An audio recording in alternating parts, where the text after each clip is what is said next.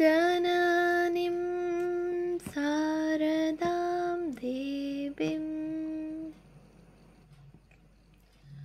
रामकृष्णं जगद्गुरुं पादपद्मे त्वयोश्रित्वा प्रणमामि মুহুর্মুহু। পূজনীয় লোকেশ্বরানন্দজি মহারাজের সম্পাদনায় রচিত শতরূপে সারদা গ্রন্থ থেকে পাঠ, পৃষ্ঠা সংখ্যা 283।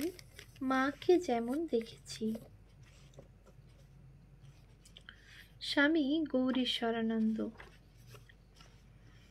আমার ছোটবেলা থেকেই বাগান করার ঝোঁক ছিল, তবে এখন যেমন একই গোলাপ গাছের বিভিন্ন ডালে সাদা, লাল, হলদে, গোলাপি প্রভৃতি নানা রঙের ফুল ফুটোতে পারি, তখন এসব জানতাম না।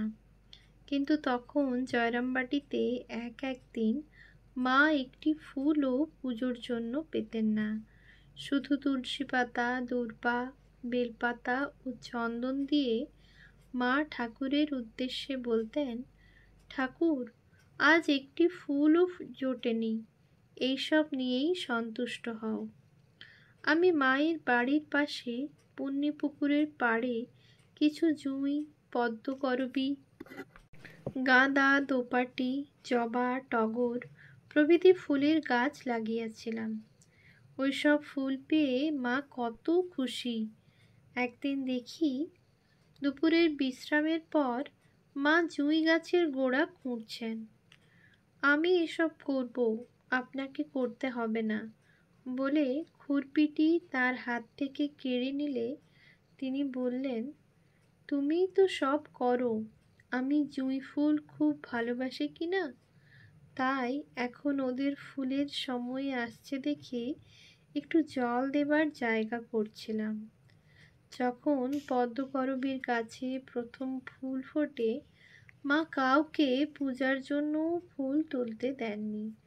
বলতেন, রামময় এসে দেখবে তার গাছে কত ফুল ফুটেছে, সে নিজে হাতে ফুল তুলে দেবে, তবে ঠাকুরকে দেব। কি অপার স্নেহ! আমি শনিবার এসে মাকে প্রণাম করতেই মা আমার হাত ধরে ওই গাছের কাছে নিয়ে গেলেন ও বললেন, দেখো তোমার গাছে কত সুন্দর ফুল ফুটেছে, আবার কেমন মিষ্টি গন্ধ। আমাকে ফুলের সাজি দিলেন। আমি ফুল তুলে দিতে ওই ফুল দিয়ে মা ঠাকুরের পূজা করলেন। একদিন একটা কাগজি লেবুর কলম নিজে তৈরি করে নিয়ে যায়। তাতে 7-8টা ফল ছিল।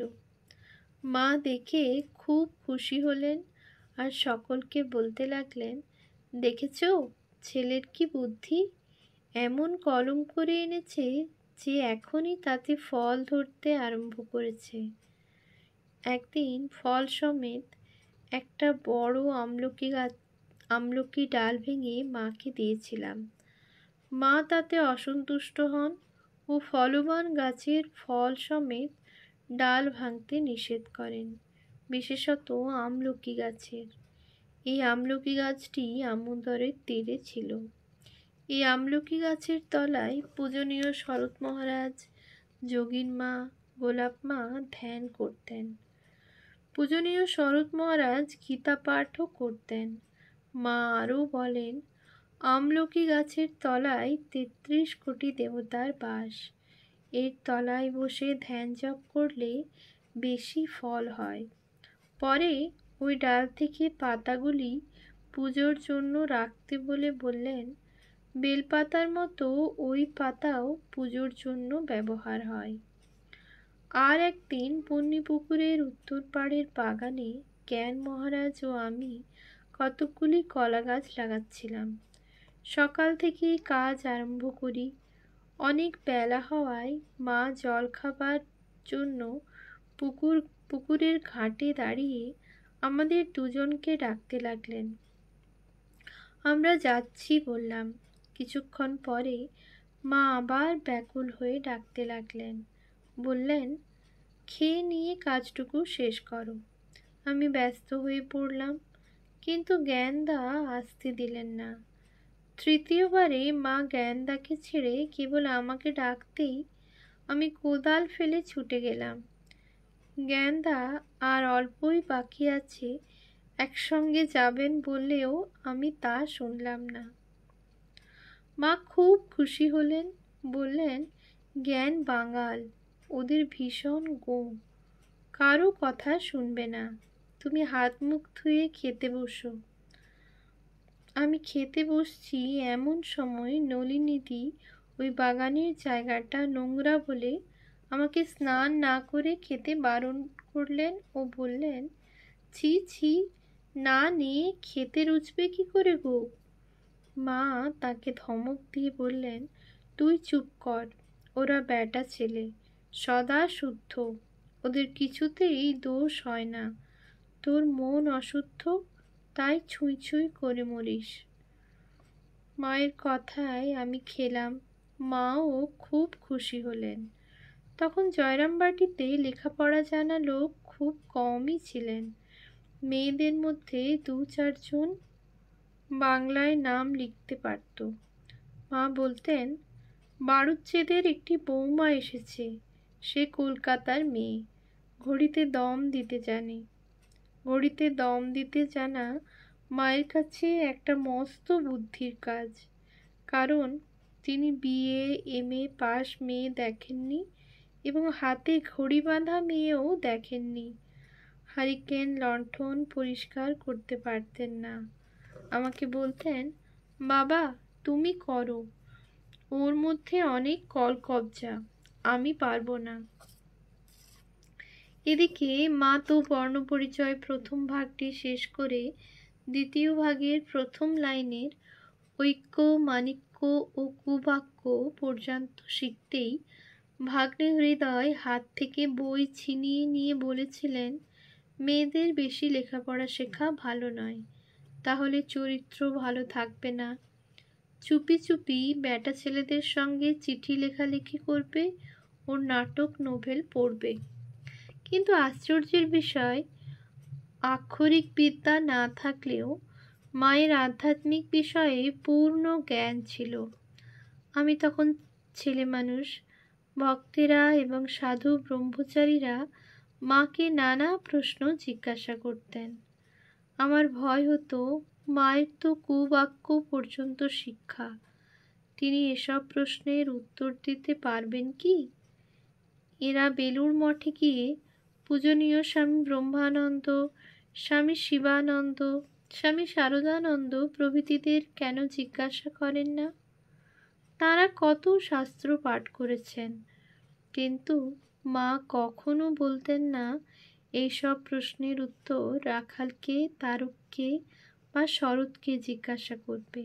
তিনি সকলের প্রশ্ন শুনতেন এবং এমন উত্তর দিতেন যাতে প্রশ্নকর্তাদের সব সংশয়ের সমাধান হয়ে যেত।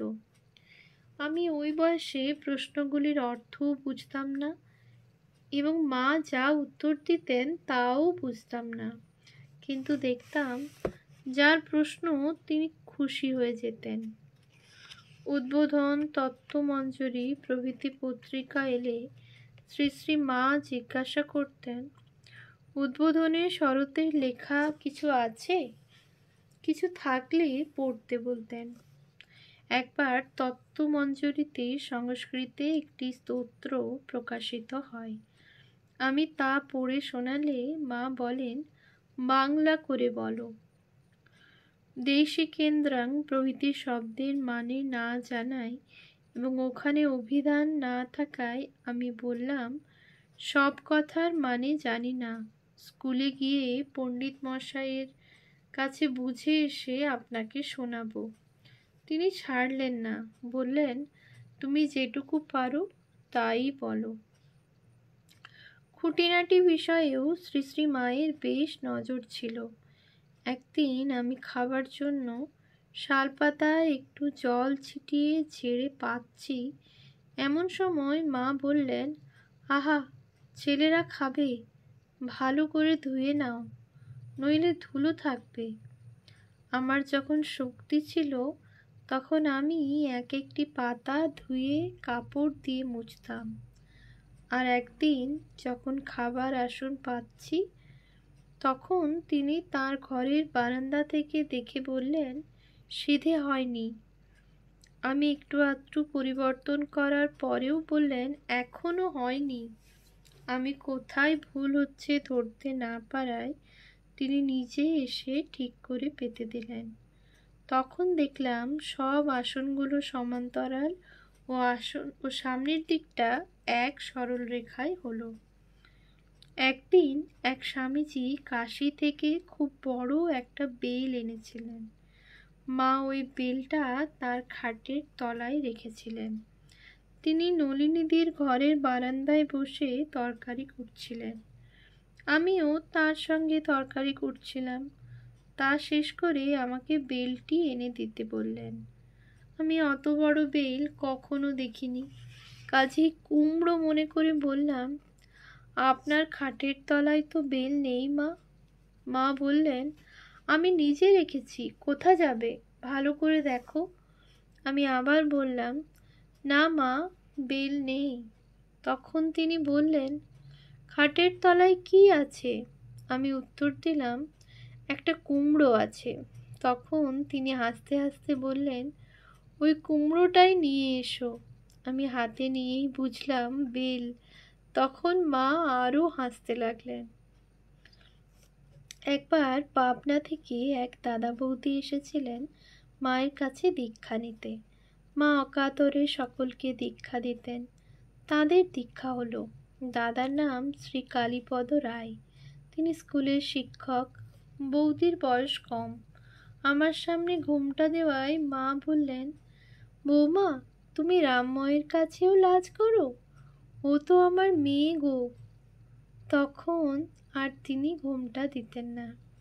একদিন দেখলাম বৌদি একসঙ্গে 3খানা রুটি বেলছেন। আমার সঙ্গে তখন বেশ ভাব হয়েছে। আমি তার পাশে বসে পড়লাম ও বললাম, বৌদি, আমাকে শিখিয়ে দিন।